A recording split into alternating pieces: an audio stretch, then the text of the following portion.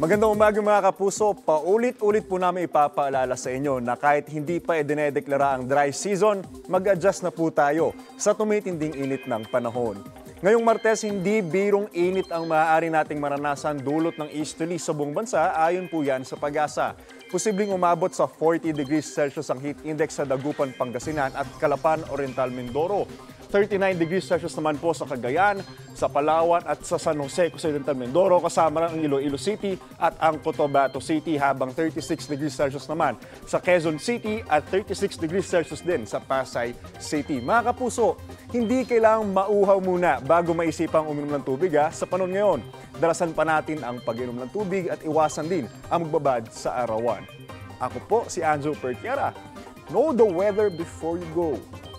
Para Mark safe lagi, mga kapuso. Kapuso, para laging una ka sa mga balita, bisitahin at mag-subscribe sa GMA Integrated News sa YouTube. Sa mga kapuso abroad, samahan nyo kami sa GMA Pinoy TV at sa www.gmanews.tv.